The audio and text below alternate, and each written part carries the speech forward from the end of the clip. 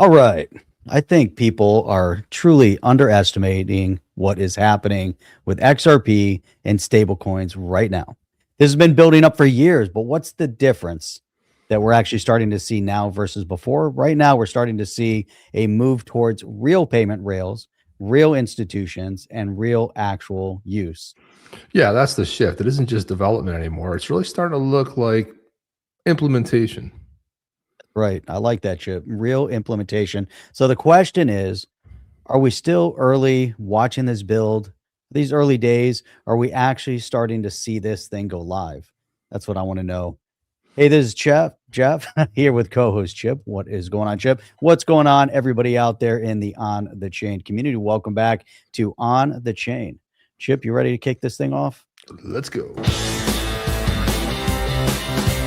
Welcome to On the Chain. All right, tonight we're actually going to dig into XRP, stablecoins, Ripple, MoonPay, and why this shift towards real adoption might be closer than everybody out there really thinks, Chip. I mean, we're actually going to break this down, what's really happening, and how all of this is really starting to connect. I'm excited about today's show. I think it's going to be amazing. Hells to the yeah, and I'll go. There's Right. welcome from Belgium in the house to Art on the Chain from Hawthorne, Florida. You got Joe Buddy. What's up, everybody? Vincent Scully. Happy Sunday, everybody, guys. Sunday. Feeling sick as a dog. Don't worry. We've got something. We got a dog to improve your spirits. Hold on. Wait for the dog. You got a dog to improve your The spirits. dog. Wait for the dog. We got a dog video that you'll like. But sorry to hear that, man.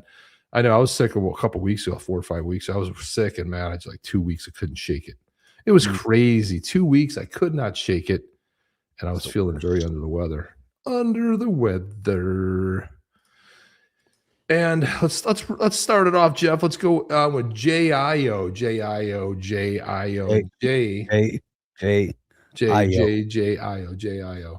So Jay is it's funny because I used to follow him before he even got hired over at Ripple. Because Now he's at Ripple. Yeah, now he's over at Ripple, but he was it. So he's the head of engineering. It's funny, head of engineering. He's really like a chief tech officer almost. He's almost like the new David Schwartz, although not maybe as visionary. But I think I just been loving his threads. I've been loving what he's writing. I think he's got the right energy, the right approach, fresh ideas. This is really great to see this. And he talks about being more proactive and AI driven when it comes to strengthening the XRP security. He said that includes AI-assisted testing across the development lifecycle, dedicated red team, higher standards for how changes are evaluated before they go live. And if you remember recently, there was like a little bit of hubbub and dust up about one of these amendments that had some, so code was a little bit, needed to be tweaked a little bit, probably shouldn't have got committed. There was like a bug in it. And this is one of the reasons he says, as the XRPL scales to support global payments, tokenized assets, and institutional use cases, our goal is to continuously strengthen its reliability. The reality is the work of building secure, reliable financial infrastructure, and then more in the post. It's never done. It's never done. And I don't know if you saw Anthropic released Anthropic, who makes Claude. They accidentally, if you put like a post up and it's like in a draft thing, but it was in an online cache, but somebody found it. Of course, there's always these. Somebody found it, and it basically erased $5 billion from cybersecurity because of the nature of this new model. So they're like, well, we don't know if we're going to release it or when we're going to release it. But unfortunately, they leaked it way too soon. Oh, God. Like $5 billion, Palantir, Palo Alto, all these cybersecurity firms got just boom destroyed in the market last week on a blog post saying that that they might have to give it to these security guys first to make it more. So when you think about code and being safe and being secure, AI can do things that humans can't. This is one of the key pieces. Like it can find bugs faster. You can do like I'm working with Claude Code, and I've got a QA specialist. All they do is just go ahead and just look at stuff and try to break it and see before it goes into like a production type environment. And it takes humans a long time. The other part too is sometimes you fix one piece of code, but there's legacy stuff and it breaks another piece of code, and so then you have then you're screwed. You're screwed. But then, like humans can't find it. AI is like, okay, yeah, that's the problem. You did this and it affects this, and you got to, and then it also changes it for you. So I think these AI models are going to get better. And I like this because just kind of touch on those 3 bullet points, Jeff. It's kind of like what this is really kind of all about. Oh, we already kind of hit that. But let's just jump in here for the grab this one here. These 2.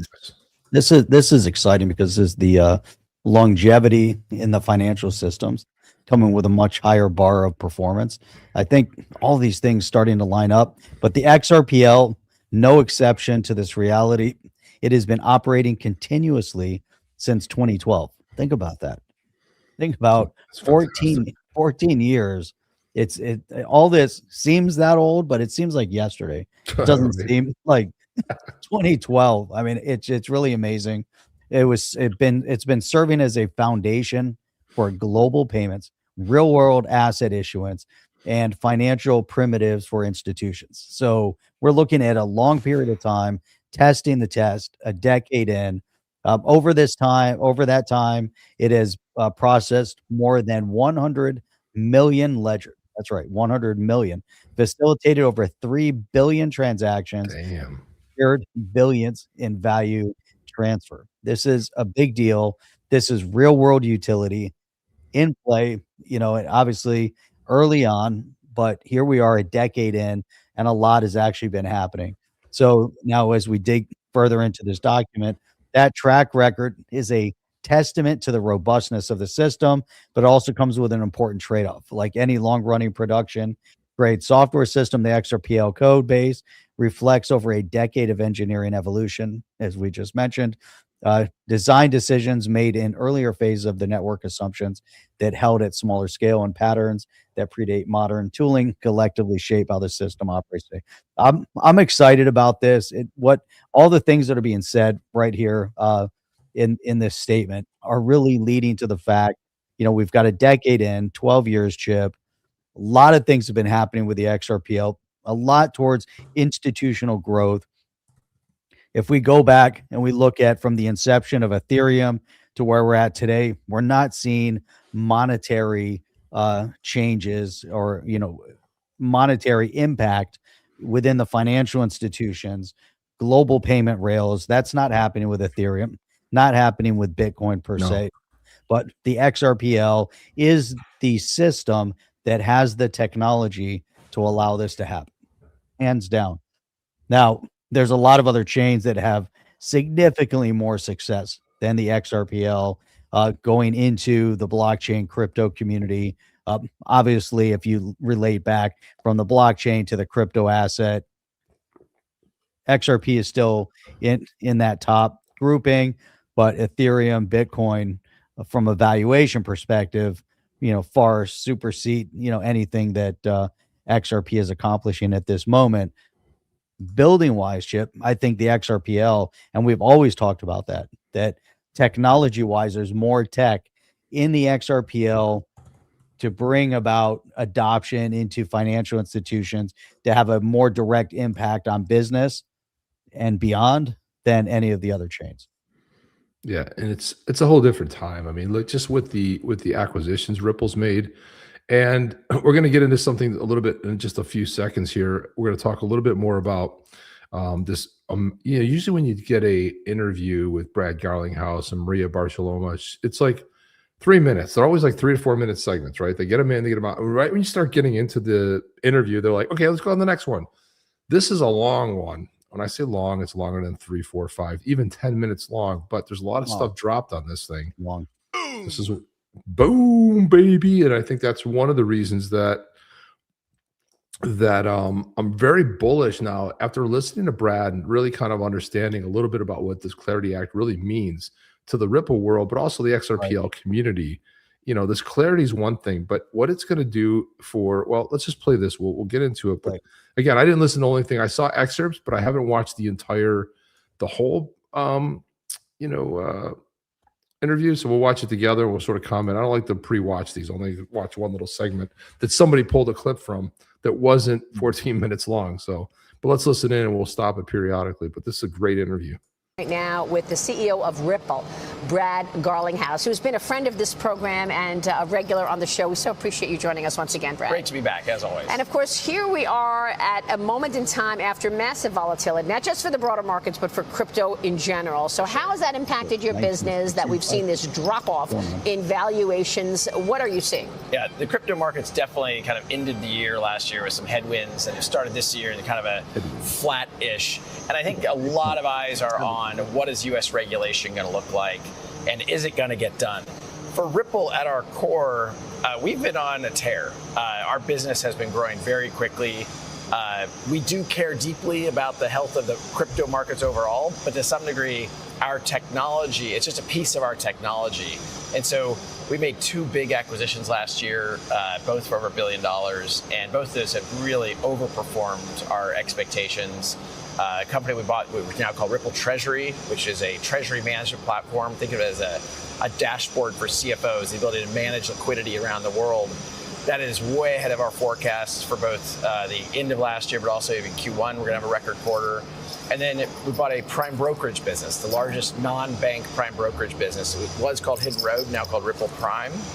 They also have tripled their revenue run rate since we announced that acquisition. So I mean, just listen, tripling run rates, doubling run rates. This is like, We named it too. when everything else is just stuck in the stagnant, not doing anything. I mean, you're talking about always just killing it. So I mean, it's phenomenal to hear these numbers.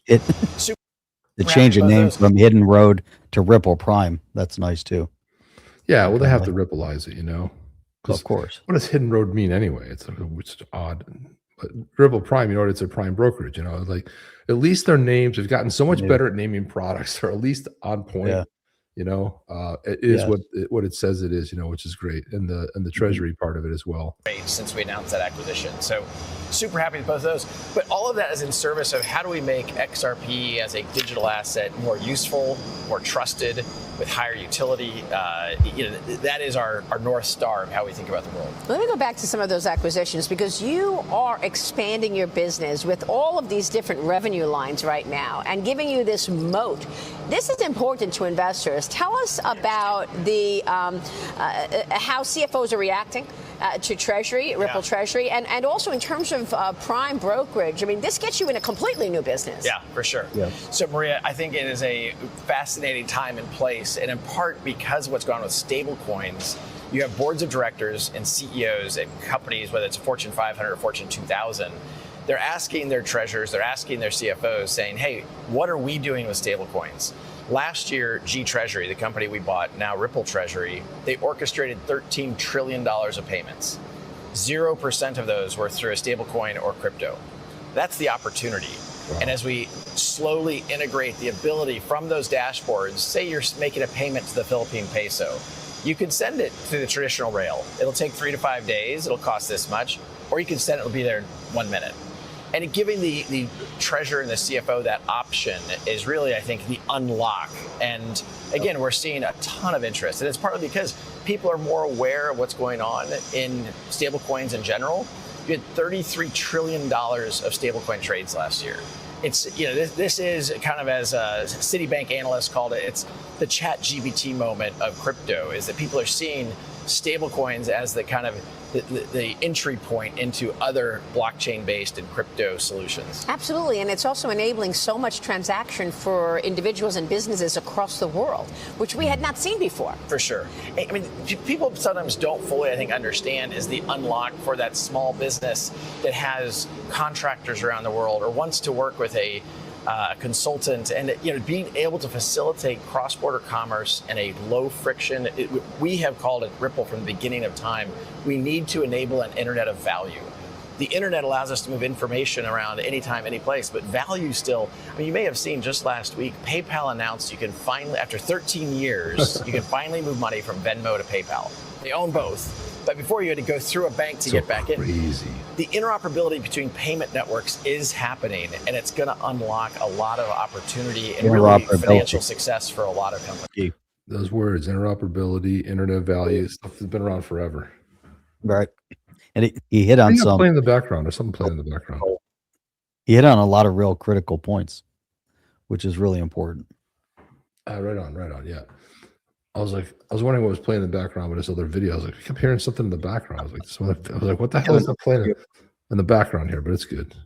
This But, it's amazing. It's amazing to see this, to see what he's talking about with the interoperability, development, all the things that he's forecasting that are occurring right now, talking about the stablecoin, talking about the movement of currency, just all this stuff resonates. The big one is what he's talking about, giving the CFO the opportunity to say, I want to transfer it in 1 minute.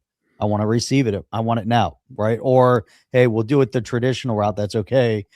Based on our transaction, we want the slow rail. We want to move the money slow. We want it to be there in 3 to 5 days, but I don't know that that's even going to be needed. If you can grab it, throw it into escrow, do something with it along the way with the stable coin, and don't even give them access. I mean, there's so many good points to what he's talking about right now. And what I like about Maria is like you can see that she genuinely like respects Brad. She's had him on a lot. She has really in-depth conversations, but she kind of knows her stuff too. It's very different than when he goes on Fox Business and they're like, they name a couple buzzwords. She like gets into some deeper conversations. She starts opening up about the questioning about like some of these other acquisitions. So it's always a really good interview because a lot of times, you don't really necessarily get deep enough to really extract stuff. And I thought this was a lot of stuff came out here that we just haven't heard in some time. It's good to see it repeating, but that treasury, when you have a CFO, managing liquidity is the biggest problem. Liquidity is the biggest problem in crypto, but it's also the problem with companies. So, if you have money sitting over in Europe and you got a short come over here, like to be able to manage that on the quick is a huge, huge boost. So it's understandable why the growth has been so big. Right. That's the key, and that is a great example. After 13 years, we crazy. finally actually see this happening. Now, look, we've got to also talk about policy, because policy has enabled this. And we saw last week the Securities and Exchange Commission and the CFTC say, look, we are coming up with a specific framework and identifying what's a security, what's a commodity. How important was that? Maria, I can't overstate. That was a massive step forward. And But meaningless, Jeff. But meaningless. It was a great step forward, but that's what you get with a crypto president in a crypto administration. But a new administration comes in, and it's gone. Just like it gets wiped, just like Gary Gensler got wiped. I know it's exciting, but it doesn't mean anything. partly say that with the backdrop of, in the industry, we lived through 4 years of a Biden administration that was waging a war on crypto. This never made sense to me. Like, crypto is a digital technology. Like, it's almost like saying we're going to wage war on email. We don't like email, so let's wage war on it. It makes no sense to me. Well, they waged war on oil as well, right? Yeah. So they waged this war on crypto, and you had agencies like the SEC who, instead of engaging in thoughtful rulemaking, they just sued. It was lawfare. It wasn't. It was just, let's attack these companies and drive them offshore. And so I think it was 9 days ago that the SEC and CFTC came together with this joint announcement and made a big step in just acknowledging here are 16 digital assets which we can concretely say are commodity digital assets. That is a huge step forward compared to where we've been. Now, Except it's all opinion, Jeff, because it's not rooted. Remember, it's not rooted in any legislation. They just made it up. And remember what the Chevron being overturned, saying that agencies can't interpret or make up new rule sets unless it's based off of legislation, because this is what was happening quite a bit. So again, it's a fun thing. It's like, yay, let's ring a bell. It's fun, but it doesn't mean anything in the long term. That's why the Clarity Act means something. But it just drives me crazy how exciting. Like, the SEC is going to tell us what digital assets are okay, and these 16 are okay, but the rest of them we don't know. We don't know. It's ridiculous, Jeff. It's just absolutely insanely ridiculous that this is where we are in 2026. Then we certainly want. give us the exact test that they qualified the other That's 16. it, though. It's not. But what do you do? The 33 and 34, Securities Act, 47. There's nothing that you can define it with. It's just an opinion. Right. It's no different than Gensler saying, "Oh, crypto's bad and it's used for bad, nefarious purposes." It's the same thing. You just flipped it to a different administration. And that's exactly the point. You flip-flop administrations, you get a different opinion without regulatory clarity, it's going to change. So let's say 3 years from now, you have a different SEC, different administration. Yeah. They're no longer friendly with crypto. All of a sudden, it goes the other way. Unless you have Now they're banning legislation. them up without legislation. Want to see more. We want to see this codified in law in case there is another. The former chair of the SEC was a guy named Gary Gensler, who I think really did act in bad faith around this. We need. He's very political, and very much influenced by his ultimate boss, Joe Biden. And so we want to make sure that we can't have He got a shot in there. Hey, Boom. roll Brad that- taking a shot. back. MAGA Brad. Oh Roll my God. that back a little bit. Roll that back. What in the hell, Jeff? He could have just said the old administrator. Oh no, he had to. Oh no, he had to get it in there. we need. he's very political. And very much influenced by his ultimate boss, Joe Biden. And so we want to make sure that we can't have another Gary Gensler moment where they try to, weaponize policy in a way that is about politics, not about what's good for the United States. Which is why we need to see these things codified. And sure. we need to have Congress's role here. And that's what we're waiting for right now. We had the Genius Act. That's sort of in the books. step. We don't want to reopen that, by the way. I know some people would like to. Yes. But then there's the Clarity Act. Tell us how important these two pieces of legislation are and what they do for Ripple and the overall industry. So the Clarity Act, I was on your show not a little over a month ago, and I predicted that we'd see the Clarity Act signed by the end of April. I'm going to say that the likelihood of that has gone down, but I said by the end of May. So give me an extra 30 days. Everyone's still at the table. We're still making progress. Ultimately, there's going to have to be a compromise on this key issue around how rewards are managed. And Ripple doesn't actually personally have a dog in that fight. But we think to get Clarity Act for the industry, for the U.S. to be competitive, to the U.S. to these entrepreneurs not to move offshore, for crypto capital and investment not to move offshore, we need the Clarity Act to get done. I am very optimistic. I was at a dinner 2 days ago in Washington, D.C., sat next to people who are much smarter than Name dropping. What? I am about how law gets made. I'll say, watching the sausage getting made here has not been pretty, but they gave me more optimism that we are going to get there. And the point that one gentleman said to me is look, when people are at their most frustrated is when you finally get it done, because people will compromise. Yeah. And from this White House, we're seeing amazing leadership to push this forward. And so I think we're going to get there. It's just taking a little longer than we thought. So what happens to Ripple once Clarity gets passed? Well, it won't change Ripple's business too much. What it does is it unlocks the banks in the United States who have been a little bit fearful about, should I lean into this industry? What if there is a future Gary Gensler? And then how am I going to have to unwind things? So if we get that codified into law, it's an unlock for the banks around the world, particularly in the United States.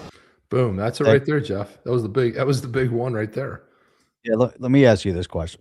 How is it that we can read through the lines? We see all of this. We've explained it. We've told what he just said. He said succinctly what we were talking about a minute ago. Without regulatory clarity, it can be changed. The rules that they write today can be undone by the next SEC.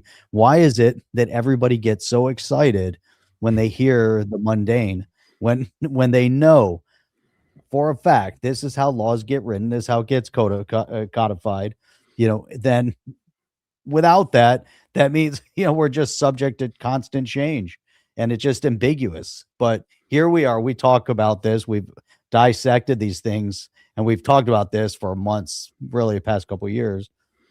Yeah, always right. We're always analyzing. But I think too, part of it is that what most people want to do is they want to say, because someone said to me the other day, why do you do a crypto show that has politics? I'm like, because they're so related, they're intertwined. Decentralization is what everybody wants. I don't care what government you have. And the other thing is what the people want. Governments always are often against, and we're seeing what's coming up with the banks worried about outflows. I mean, Jeff, do you really give a crap if you get yield on a stable coin? I really don't care. I'm not going to store a stable coin in do I care? I just put it in crypto. You can get yield on XRP 5 to 8%. Some people are getting 9-10% on XRP. I don't think it matters. I think for the general public, the bigger question I wonder about is who are these people in Congress that are going to dictate how Americans can earn money and how the banks can give it? Because you want to talk about antitrust and shutting out competition. They're trying to codify legislation that shuts down competition. We're going to ensure that the banks don't have competition so they can continue paying 0.25% interest.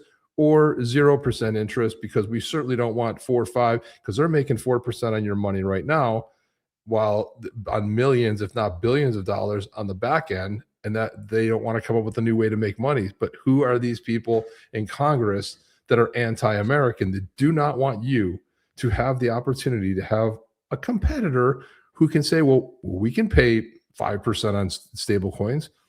This is crazy to me. Like, it's a bigger issue that I personally don't care if I am going to leverage stable coins for your yield, but it's a bigger issue that who are these people who think that they can say that, oh, no, we have to, the banks, the Democrats, the banks give us money, the rhinos, the banks give us money, we got it for our campaign. It's shutting down competition, and this should never be anything codified into law where you dictate what a competitor can and can't do to earn to make to give a better offering. Right. And that's a great point.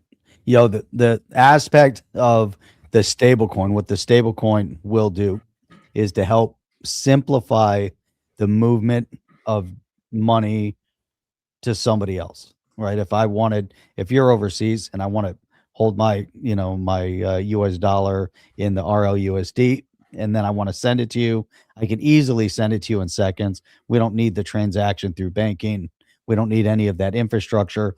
While I'm holding my money in the RLUSD, can I earn some sort of an interest or a yield on it by where it's sitting in a money market account where it's not at risk? So it just simplified. I put it in a quote unquote checking type environment so I can earn yield without risk. I think that's what people really want, because there's a lot people out there. Everybody has a different risk tolerance. So if I put my US dollar into an account right now, but you have limited access to that dollar when it's sitting in the bank, because you can either do a bank transfer, you can do a wire, you can do an ACH, but it's never instant. You're not getting the money today if you want to move it to yourself even. And so I think that's a big component of it. Within the stable coin, it gives you other options. So it's definitely a big play. But to your point, it's really, at this point, there's so many more factors, and that's why I was looking at some of the comments here. Visual Vendetta said we just need all this personal security and rails in place before we leave the security of the banks. I don't think that we're leaving the security of the banks. I think the majority of the people, and this goes back to the argument, who are the banks? Because if it's a crypto exchange, that's your bank. I don't care what you want to call it. If your money is sitting there and you can earn a yield on it while it's sitting there in a wallet, and they're the ones that are protecting it, and you get some form of FDIC coverage, security that it's there, that's what everybody wants. That's the security. People want to know that if something happens, their money is covered, that they're not subject to, I've got gold bars in my safe, and if my safe gets broke, my house gets broken into, my gold bars are gone. That's kind of how we're operating right now. If you lose your key, yeah, exactly. Gold bars. But gold bars, we got gold bars. We drink at the gold bar. But so then Devon said, Steve was saying, he said, yeah, true, but we still need banks for some years yet. After all, the public will also be slow to adopt. And this is the whole point. It's the general public. Correct. In order for mass adoption, for all this to move, you need protection in place. It's banking. I don't care how you call it. You still need banks. You still need mortgages. You still need car loans. You still need all that. Is it the bank that's going to do it? Is it the crypto house? However you want to phrase it, people still need to be able to leverage credit. Credit's going to be issued by a third party. That credit is going to be based off of your paying an interest. Is that interest rate going to come down because you're simplifying, you're cutting out the fat, because now they can make more or less. However, can you make more leverage on your asset? I think there's a lot of variables that are going to unfold, so it's very interesting. There you go. That's an interesting point there. Yeah. And then remember the video with Tim Draper, who basically predicted it all, right? Talked about them getting angry, and then eventually they capitulated at the end. And he totally nailed it. That still is probably one of the greatest videos ever. I'll see if I might be able to find that. Yeah, everything he said was exact, and he said it right to Gensler's face. Now, this is before Gensler was actually the chair, but how appropriate was that it turned out that way? Let's finish this interview. We'll move on. We have seen banks say to us, look, we understand that you won the lawsuit and you have clarity that XRP is not a security. And last week, obviously, that's another great step forward. But if we get it codified into law, I think you'll see more of the largest financial institutions in the United States and really the world lean in more to this industry. Tell me more about XRP and what the main use cases are so that our audience understands how it impacts them. So XRP, much like Bitcoin, is an open source digital asset. There's a blockchain called the XRP Ledger. Ripple, as one of the primary participants in that ecosystem, we really use it primarily around payments.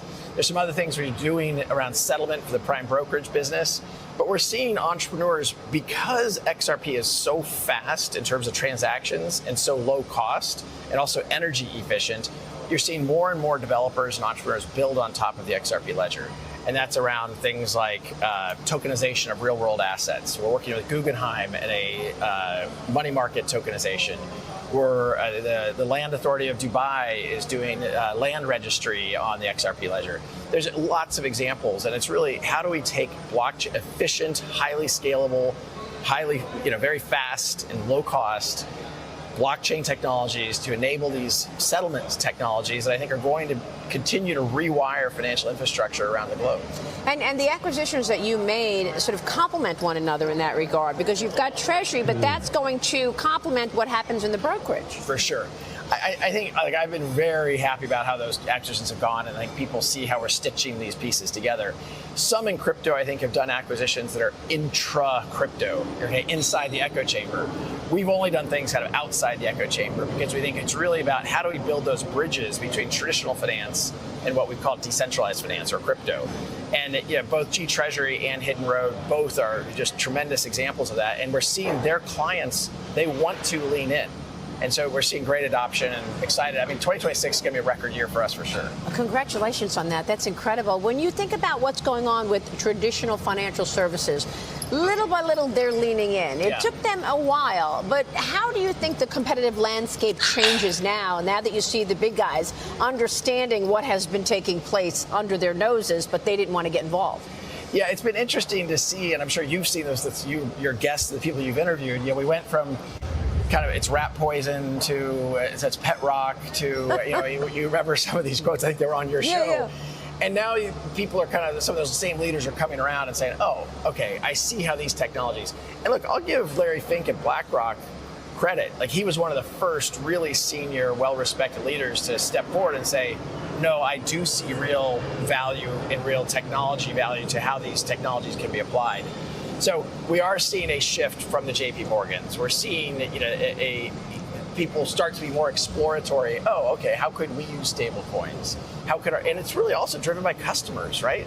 As I said earlier, the CEOs and boards of directors of companies across the United States are asking their finance organizations, are we using stable coins? Should we be? Are they more efficient? Because remember, the other unlock around stable coins is now you can access them and use them 24/7. They don't close at 3 o'clock on a Friday afternoon. Really you important now can't point. Settle a real estate transaction on Saturday. It's a big shift. Yeah, and stablecoin is real. Blockchain is real. Tokenization as well. Do you see most markets getting tokenized? For sure. When I started this job at Ripple 11 years ago, I had a lot less gray hair, and it's finally we're seeing the unlock where people are. Now, the only thing I'll say about just the tokenization topic, sometimes I hear people talk about tokenization like, well, we can tokenize that. And I think we have to ask ourselves, does it improve something? Is it make it faster? Does it make it better in some ways? Tokenization just for the sake of tokenization doesn't really make sense. Silicon Valley has a reputation sometimes of having a technology in search of a problem versus a problem in search of a technology. And so tokenization, I think, has very valuable applications, but there's some examples that I see that I'm like, I don't quite get it. All right, Brad, you've had a record year. Things are going incredibly well, and we see that growth. What does the year ahead look like? Tell us where the growth at Ripple comes from in the coming 1 to 3 years. Yeah. The biggest thing for us in 2026 is really just, we made 2 big acquisitions last year. We increased our headcount by 50%. Integrate.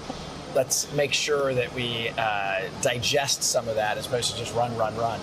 look, our industry is a very dynamic space. We will certainly continue to look at investments.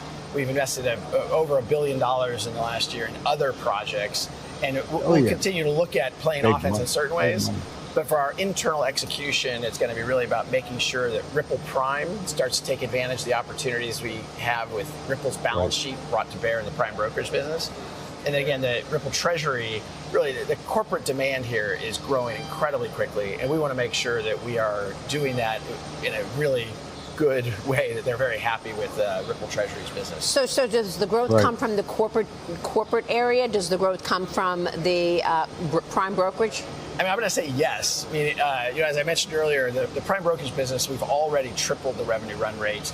That already has happened, and that's partly because we have a much bigger balance sheet. There's a lot more we can do with counterparties to some of the largest financial institutions out there. Didn't really want to work with Hidden Road as a smaller player, but now as Ripple Prime, they're like, oh, okay, we trust that as a counterparty. We can do more with them. So that's been a great unlock for us. But again, it's going to be less about another new business for us as opposed to how do we bring those businesses together. And there's a lot of synergies between them. And we haven't quite unlocked all of that yet. So it'll be good. What a time to be alive. For sure. Brad, thank you so much. We'll be watching. Good to see you. Come back soon. Brad Garlinghouse here. Stay with us. We'll be right back. We'll be right back. What do you think about that? It's pretty strong, isn't it?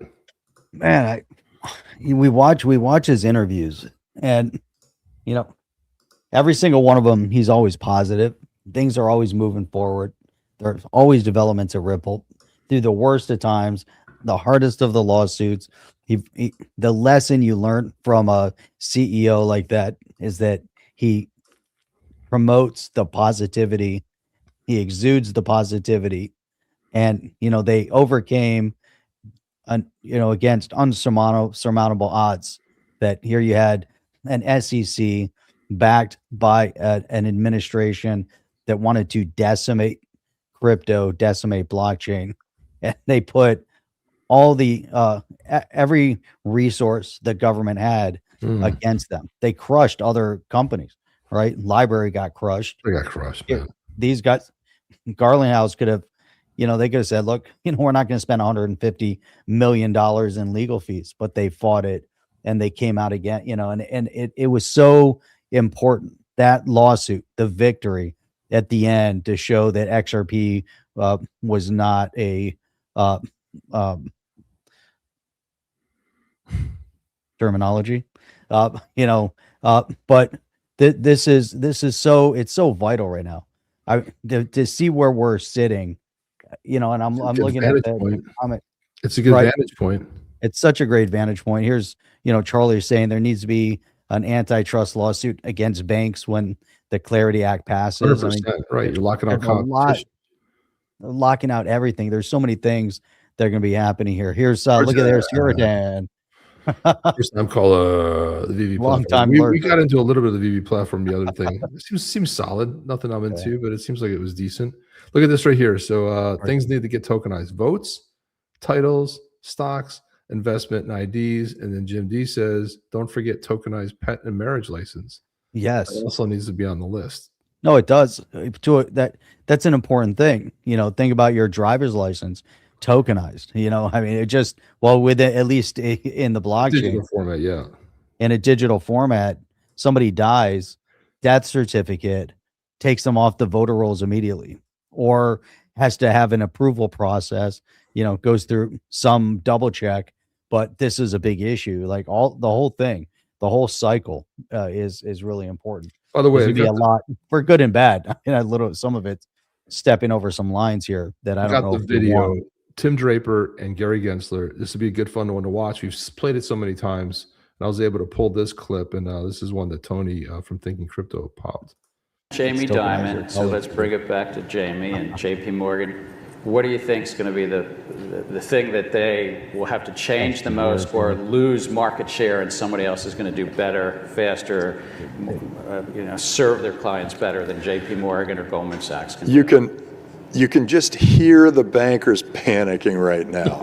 But what feel the panic in their voices. But here's business that is most. Well, here's what. The other thing I love too is I don't know who's running the soundboard, but his microphone is so far away from him, and it's jacked up to like a 12. And Right. no matter what happens, he overpowers Gensler. It's like he's like, "You can hear the panic." I'm like, "Holy shit, damn, Tim!" And there's little meek Gary Gensler. I know, but you Goldman Sachs and So true. Diamond. What a douchebag. But here's what always happens. The first thing that happens is they try to go, oh, it's nothing. And they did that. I mean, that's with every new industry, every new technology comes along, the powers that be, the incumbents, the status quo, all say, it's nothing. Don't ignore the man behind the curtain. This is nothing. And then all of a sudden it's too big to get in there. You know, they're going, oh my God, I got to face this thing. And then they all line up and they wrap their arms together and they say, we're not letting this happen. And then it keeps going. And then they say, okay, well, let's sue them. Or let's go get the government. There's another thing they do. They adopt the technology. I think. No, that's at the end. They will adopt this technology. No, this is the last thing they do. No, It's like it's after. seven It's state after. lottery right Right. now. It's after the press planting. They plant the press stories. They put out lawsuits. They create as much of a fuss as possible. They try to get their government friends involved. And then they go, oh God, this thing's happening. And then they go, okay, what are we going to do? How do we get it? So then they either make or buy, as all great companies do. They go, am I going to make this or am I going to buy it? Am I going to make an exchange, or am I going to make a new kind of wallet? Am I going to bring it in so my clients can use this? 8 years ago. Freaking so on point. Thanks for recommending that, Steve. That was great. It's always a good one to That was have. a great one. That was good. To be able to play. I mean, my gosh, is that so on point? Holy cow. What a great one. Amazing. What a great one. Gensler didn't like the referral to the little man behind the curtain. That was Oh, him. you got- That was him, the little man behind the curtain. It's It's so funny. He said, then you sue them. And then he mentioned the government. But as the government official, he did sue one of the biggest ones, and Ripple took him down. And that will forever be an embarrassment to the little man behind the curtain. I love that. What a jackass. I mean, this guy, remember all the memes? It was like, you know, clown show, this and that. It was nonstop. It was just incredibly, you know. Should have resigned way before, you know. Right? I mean, yeah, I mean, but he stuck the tenure out. A guy that used to teach blockchain for 3 years all of a sudden became, you know, some other dude. Here's MoonPay. Like, here, Jeff, do you remember? Of course, Visual Vendetta says not many people know that Gary Gensler has a very good body underneath the suit he always wears. The guy works out hard. He's not gay, by the way. Chirac's gay, but I'm just saying. He's just saying that he works out. I wonder if he works out with Kennedy, with Robert. You know, No, so, you can't. I mean, that guy. Do you remember, Jeff, the Bud Light commercials from like late 99 or 2000? It was like, what's up? It was like 98, I think. What's up? Remember those commercials? If you guys are old enough to remember those, like, and then we call someone, hey, Dookie, what's up? What's up? What's up? Right? Well, MoonPay thought enough time had gone by that they would redo it, because with their new product that sounds very similar to what's up. And this is the MoonPay video, and I immediately captured. Here we go. Yo, big dog, what's up? Just chilling. What's up, bro? You already know. Just locking in, building on WAP. WAP. WAP. Wow, wow, wow, wow, wow. Yo, call up Dookie. Yo, what's up? WAP. Wop, wop, wop, wop, wop, wop.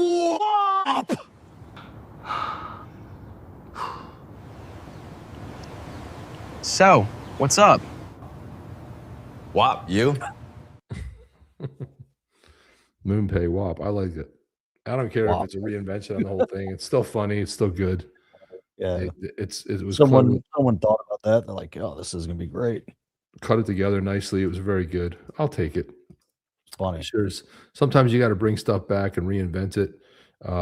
Always a good thing, never necessarily a bad thing. I wanted to get into Rubio first. But it was good. Let's jump into Rubio. Rubio was talking to the press. This is Rubio. Of course, One of the things I think the greatest thing that happened is Trump has taught Rubio how to like punch people in the face. He was pretty good at it before, but he's gotten a lot better at it. He's been studying significantly better. right? Significantly. Yeah, they work better. All right.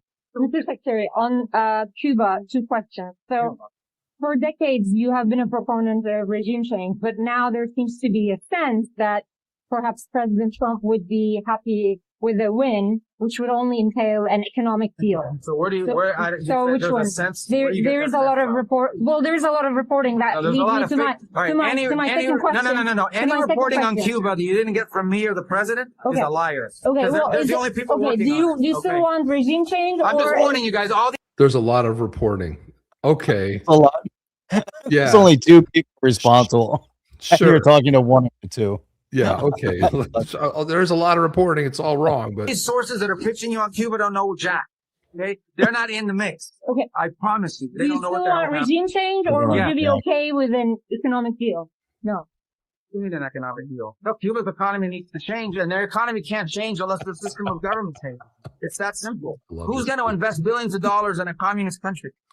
folks, as I've stated, as Jeff stated, you're looking at the next president of the United States. Okay, I think so. Yeah, this is ass kicker number 2 right here. Okay, what do you mean economic? He doesn't take shit. I wish he would have said, "You don't know jack shit."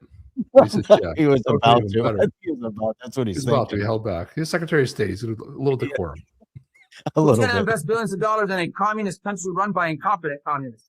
Which is even worse than communists. The only thing worse than a communist is an incompetent communist. And so their system of government has to change because they will never be able to develop economically without those changes. Economic change is important. Giving people economic and political freedom is important, but they come hand in hand. They come together. Is there a deal? I don't know why there's any confusion on it. Is there a deal where the Castro family remains in place and that's not about the Castro family. It's about a system of government and a regime that doesn't work. He's just making mincemeat of these guys. He's just destroying them. So stupid. This is so stupid. I mean, like, look, man, this isn't 20 years ago when a Republican would just like cower and run in the corner. No. We're not playing games anymore. Things on Cuba. I didn't come all the way to France to talk about Cuba. Let's talk about Cuba. It's perfect. I'm happy to do it because we actually talked about it in the G7. Well, we cannot not ask this. No, of course not. Plus, we talked about it in G7. Okay. Everybody talks about these blackouts. Cuba's been having blackouts all of last year, all the year before. There isn't a naval blockade surrounding Cuba. The reason why Cuba doesn't have oil and fuel is because they want it for free. And people don't give away oil and fuel for free on a regular basis unless it was the Soviet Union subsidizing them or Maduro subsidizing them. They just don't do it. They may get a shipment here or there now and then someone, but not enough to sustain their country. Okay, so the reason why they're having that's why they don't have fuel. And the reason why they're having blackouts is because they have equipment from the 1950s and 60s that they never maintained or kept up. Okay. But ultimately, the reason why Cuba is a disaster is their economic system doesn't work. It's a nonsensical system. And the people of Cuba are suffering because of the decisions, because of the unwillingness of the people who govern that country to make the changes that need to be made so they can join the 21st century. It is sad that the only place Cubans can only be successful if they leave the country. That's a very sad thing. You see Cubans go all over the world and find success except in Cuba.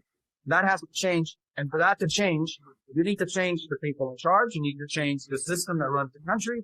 And you need to change the economic model that it's following. That's the only way forward if Cuba wants a better future. We've expressed that clearly and repeatedly over many years, and maybe now there's an opportunity to do it. We'll see. By the way, there was so much engine noise. I had to remove it. That's why the audio was a little garbled, but you could almost, it was like when he was talking, I was like, you just heard the engines. I'm like, oh my God, you can. So even though it's a little garbled, it was a lot clearer than gosh. They don't have noise cancellation on their microphones. I don't understand why they don't have noise cancellation. I mean, come on, man. This is 2026 shit. We have it on this. Dog gonna be barking right here and you don't even hear it. We have noise cancellation. Just two guys, Jeff. Two guys do a podcast. Exactly. Blackouts in Cuba. There was a load of visitors over there with power in their hotel 24/7. Of course. Not only did they have it 24/7, but they were partying 24/7. It was just the whole trip over there was just to show. The trip out was the show. Once they got there, no one cared. They didn't do anything. Just a bunch of feckless people. They have no purpose in society. They have zero purpose in society. Feckless people's it, Jeff. By the way, this past Taco Tuesday, you want to see what Trump unveiled? Check this out. Ask you a question. Oh, sorry, wrong one. What is going on, people? Who's running the video? Oh, it's me. Tuesday. I was Taco like, Tuesday. I know, but where's the Taco Tuesday one? There it is. Okay, here it is. There it is. It's very cool. Picture streamer with taco. A sombrero. Isn't that great? A sombrero. How funny is that, man? Of course, it's not real, but it is It's funny. very cool. Very cool. With a streamer with a sombrero eating a taco. Isn't that great? That's fantastic. That's the best. And Trump, he's just so funny off the cuff. What a great sense of humor. Listen to this listen to what he says about Scott Bissett. And Scott Bissett is just sitting there listening in the big cabinet meeting. Listen to this. Is this guy central casting? I'm looking at him. I'm in Treasury. He might not be so good for war. I don't know. No, I'm looking pretty good too. I'm looking at this guy. He's central casting. Even the glasses are perfect. Where do you get this? Even he said, he says he's central casting. I love when he says that central casting. You know, central casting is, you know, an acting thing, right? So it's like, you know, if you're central, he's perfect for the role. It's like he looks like he fits the role. He's got everything down. Even the glasses, he says. Even the glasses. This is great. He's central casting. Even the glasses are perfect. Where do you get those glasses? I think I'm going to get glasses. That's beautiful. Great job. That's really good. No, he's done a great job. And you all have. Proud of you all. When have you ever heard that in a cabinet meeting when he said the president says they're proud of everybody and what the great job they're doing? No, you don't hear any of that shit. He's amazing. You don't hear any of that shit, Jeff. There's none of that stuff going on. Where none of it at all. Democrats aren't proud of anybody. They're definitely not proud of themselves. Well, they don't even have a platform anymore, Jeff. They don't even have a platform. By the way, the No Kings, and this No Kings thing, I don't even understand what No Kings means. It's basically they gave up. They had Antifa. That's done. That's a terrorist group now. BLM caught up in fraud. So they're left with nothing. So they had to reinvent something else real quick. And Antifa is now what is it called? Trans-Tifa? Trans-Tifa, or whatever. yeah, pretty much. Because all those gun shootings are always the trans nut jobs. So you've got that, and then you got the BLM again fraud. So now they got nothing left. They need foot soldiers out there doing something. And so here you go. So I got some video clips from the No Kings rally, Jeff. This is some good stuff right here. Look at this right here. It makes no sense. Communist rally is what it should have been called. The communists, we are us. But they should go. Working class revolution! There is only one solution! Communist revolution! Okay, so the No Kings rally, there's only one solution. It's communist revolution. Look at them with the communist flags. This is in Times Square, Jeff. These are some of the dumbest humans on the planet, and humans is debatable whether they're human or not. But this is the other part. Who runs the Communist Party? Who's the head? Who do you bow down to? It's a dictator. They want no kings. We want dictators. It should be called dictators only. Communist revolution! There is only one solution! There is only one solution! Communist revolution! Why do they always look like they just lost their best friend? There's always like these sad-looking people that just like, you know, maybe fell out of like a, you know, a dumpster somewhere. They're always the weirdest people. I'm like, there's so much going on with mental illness in this country, Jeff. They're all mentally. I mean, how much more mental illness can we put up with at a single? I mean, it's getting to the point they got to bring the Asylum Psalms back, you know. And then this, you want to hear what the musical entertainment was in D.C.? This is for real. This is not a joke. This was part of the music entertainment in D.C. Ourselves here in hope, can hear you in prayer. We're right here and we rise up from the wreckage, rise with tears and with courage, rise. Spirit to guide us, rise. Fantastic, isn't it? Mental illness. Bad. It's just so embarrassing. They're screaming. Oh my God. I'm here representing Singing Resistance, which started in Minneapolis. Okay, that's enough. Okay. Get on your way. Somebody closed the door and light in Minneapolis. Just throw the key away. Wait, Done. Jeff. You want to see some? Don't ask these mental patients questions that they might start getting worried about. Listen to this. Don't ask him any serious questions. Look at this guy. He's painted up like Trump with a king hat on. Look at this. Would you like JD Vance to be the president No, then? I would not. Okay. Yeah, I would not. Okay. Yeah. Who would you like to be the president? Kamala Harris right now, but she didn't win. But Can I point out something that we say no kings and no authoritarianism, but Kamala Harris, no one voted for her. yes, they did. Half the country voted for her. So let's not go there. No one was voted for her to be the nominee. Yes, they did. Oh my God, these didn't. people They are just- so deranged. He doesn't know that. Yeah, yes, he did. No, he didn't. Look at this guy. This guy's got Doritos wiped all over his face with a king hat on. Isn't that what like authoritarian? You're going down the wrong road right now with me. I wouldn't go any further. What does that mean? I'm not going to talk to you anymore. That's what it means. I just think it's ironic that care if no it's one ironic or not. voted They for her to be did. the nominee. They just selected her like a Thank you. king gets Appreciate your selected, opinion, right? But keep it to yourself, okay? This is how deranged these people are. They can't even engage like in an argument. Like he starts asking questions. But don't you think it's a little weird? No. You know, Alex Stein, Primetime Stein. Alex Stein was in Dallas at the Dallas rally. This is fantastic. Look at this. You guys are retarded. You are a retard. Everybody here is a retard. These people are vaccinated retards. These people are vaccinated retards. These people are vaccinated retards. Anybody that believes these people is a vaccinated retard. I'm leading this protest. Now the party's getting started. Yeah, well, we're here. We're having fun, guys. This is too funny. What? Now we're having fun. I mean, he was right. I think he called him out. Devon, I would agree with you. I think there are more of them because it wasn't just it definitely wasn't a vax because there was no vaccine in it. It didn't. Well, they also changed the definition. Right. They changed the definition Well, in order to fit the fact that you needed boosters and boosters and boosters to the point where you needed it every single 6. Whatever. It didn't do what it was supposed to do. But anyhow, but it definitely did something because it affected people's hearts. It affected cancer growth, and it definitely affected mental aptitude. I mean, there's definitely people used to ask me, Jeff. They said, "You're an anti-vaxxer." I said, "No, I'm not. I got the polio vaccine." I go, "How many polio vaccine boosters have you had in your lifetime?" 0, because it's an actual vaccine that worked. That was it. Took 10 or 12 or 15 years to make, and they created a vaccine that worked. That's what they call me anti-vax. I'm like, I'm not. How many polio boosters did you get? How many diphtheria boosters did you get? Here we go. Here's CNN talking about the No Kings rally, Jeff. And you know how this is going to go, right? No Kings rallies actually look pretty representative to me of the Democratic coalition. I saw people flying the hammer and sickle in New York City. I saw Hezbollah flags. I saw Hamas flags. I saw Palestinian flags. I saw trans signs. I see weirdo liberal boomers out there.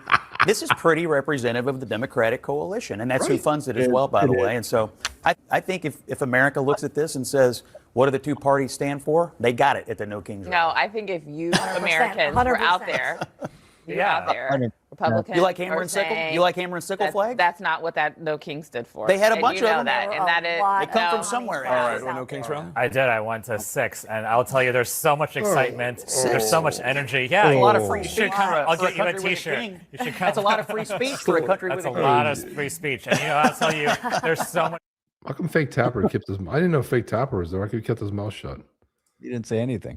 Fake Tapper is just like he was getting uncomfortable. He started fixing his papers. He was like he didn't know what to say. He was like fixing his papers. He didn't know what to do. He didn't want to step out of line. Here's a lady talking about the funding. 500 groups with, get this, a $3 billion budget collectively. And where does their political influence, their political contributions, and their, individual employee donations go, but mostly to the Democratic Party. And that's why we see this silence. And unfortunately, they pull their punches on the issues that matter to you, for example, that you just cited, because that would mean turning against the Democratic politicians. Yeah, Woodman turned against them. But the last one I was reading that Warren Buffett gave like $3 million. I didn't know Warren Buffett was a lefty nut job. That's weird. Definitely a lefty. Didn't know I was he was a nut surprised. job. I was surprised he was given the the big money. But the best, I would say that probably the post of the week had to be this. And the fact that it came from the GOP is actually a little bit shocking, Jeff. Only because the GOP is a little bit boring and weird. But Timmy Waltz, put up this: no kings. No kings. He said no kings. Before that, I got a clip of Tampon Tim. Where's Tampon Tim? Let's see. Where is he? Here he is. Here he is. They call him Tampinator. Yeah, listen to this. And I will add a special thank you and a special acknowledgement that we will never leave the side of our Somali Minnesotans. The ones that ripped off the country like $18 to $20 billion, those people? Here's our pledge to you. Please. Our Somali Minnesotans, your great-grandchildren will still be here when that orange clown is in the dustbin of history. You will be here. Any Somalis in the audience? Didn't see any Somalis in the audience. Yeah, well, it doesn't matter. They're all butted to nut jobs. But anyway, he put this up. No kings, right? And the GOP put this up. No queens. Look at him. Oh my god. Oh my god. This might have won the internet this week. Holy cow, this is fantastic. The GOP, no queens. Hello, everybody. Hey, tampon Timmy. Gonna put tampons in the men's bathroom. What a nut job. Jeez. Oh my god. So crazy. How freaking weird, Jeff. All of them are crazy. Every single one of them is a nut job. Nut. I mean, like you ask somebody, like you on a lefty, like, what do you stand for? Oh, Trump. No. I get you don't like Trump, but tell me what your solution is. Oh, well, what are you gonna do? Yeah, we're done. We're done talking. We're done talking. Yeah, we're done. I think we're done here. We're not going to talk anymore. I think we're done. We're done. Enough. The best is they come to interview someone, and there's always that one girl that comes over and she goes, no interviews, and she always whispers in his ear, right? And oh no, I can't talk to you, because they know not to talk. Because if they start talking, they're gonna be stupid, right? They're gonna start doing stupid things.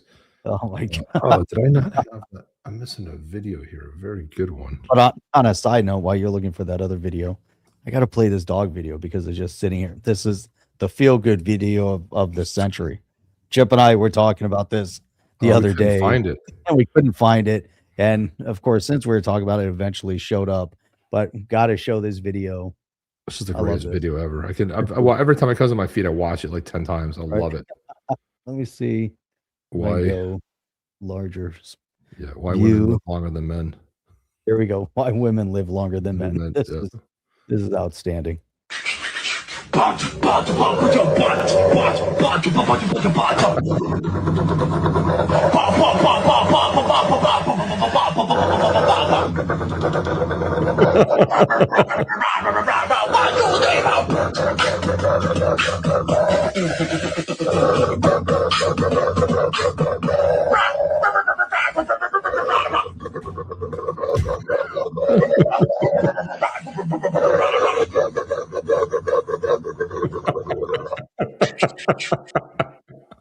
Why women live longer than men?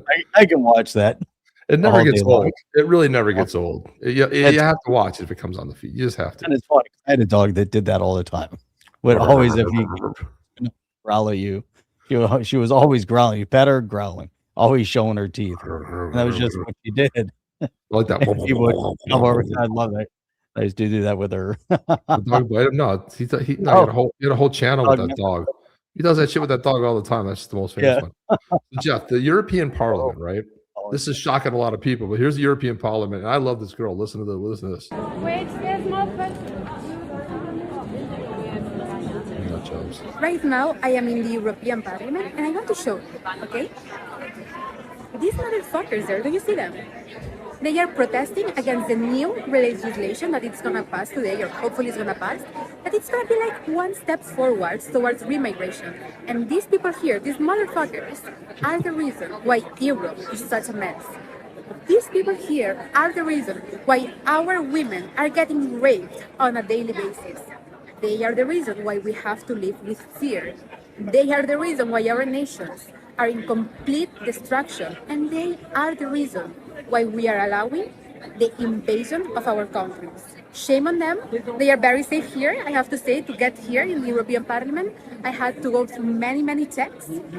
But even though here we are all safe, outside on the streets we are not. And they are the ones making the streets not safe. And of course, they don't care because they are safe inside the buildings. Shame on them. Love it. These mother effers. She's like, these mother effers. I love that. You know, people are tired of this stuff, man. They're waking up. The re-immigration, well, she was indeed right. It did pass.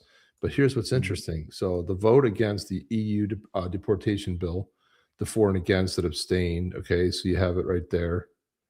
And then here we've got percentage of respondents who feel their country takes in too many migrants. Look at Greece. 90% of Greeks think that they take in too many. Cyprus at 84, Ireland at 78, Germany at 77. That's huge numbers. That's going to bode very well for the AfD party. Look at Australia, 77%, Bulgaria, 76%, Poland. Now you thought Poland would be 100% because they don't let anybody in. Italy, 74%, Belgium, 73%. Are all high numbers. Spain 70, France 70, Sweden. Where's the Estonia? UK? Look at that. Lithuania. I mean, the lowest one is Romania, 57%. Denmark, of all places. Where's the UK on that list? That's probably under 50%. That's the I'm problem. sure, yeah. They're a bunch of wussies. I saw some video today from London. I was like, I don't even want to play it on the channel. It's just so embarrassing. I don't even want to play it. It's really embarrassing. I'm just embarrassed for them.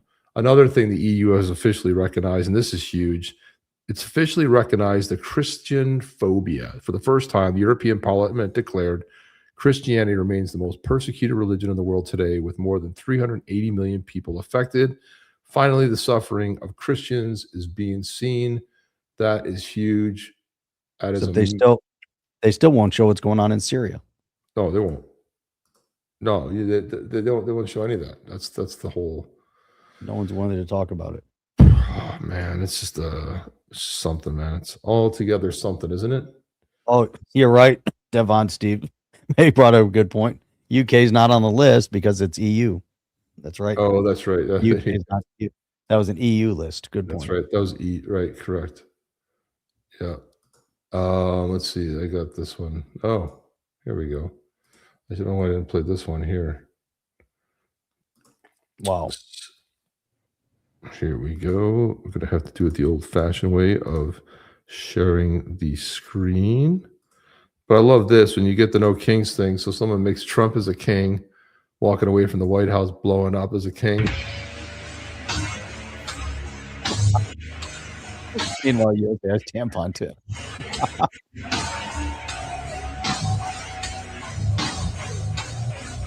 The music. They slowed it down though. I still hope it won't get popped, but you never know.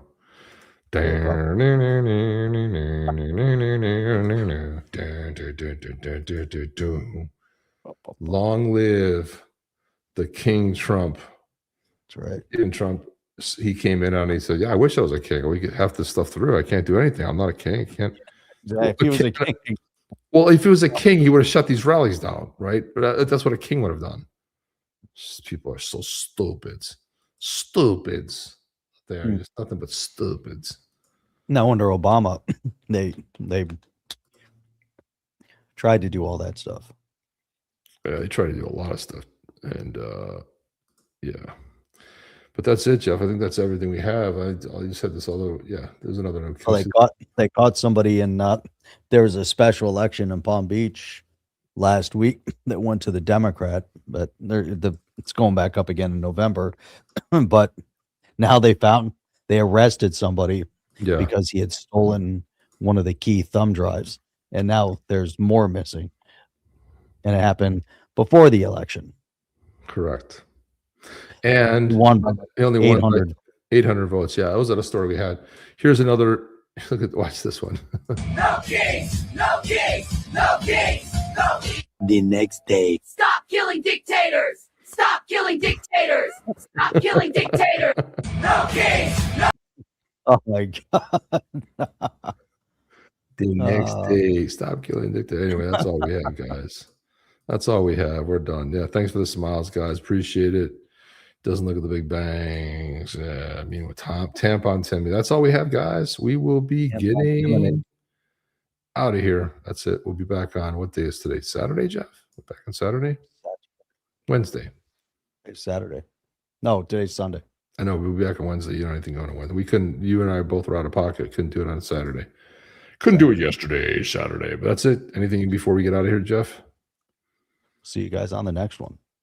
That was shit. Can you use a little more enthusiasm when you say that? Oh, yeah. See you on the next one. See you on the next one. See you on the next one. See you on the next one. Next time. Yeah, we'll see you on the next one. Chip. Glad everybody's here with us. You guys are amazing. I want to thank everybody out there for being here. Anybody who's new listening to us, make sure that you check us back out. Just got this group. There's all these new people joining. We've concluded. We got the algorithms pumping right now on YouTube.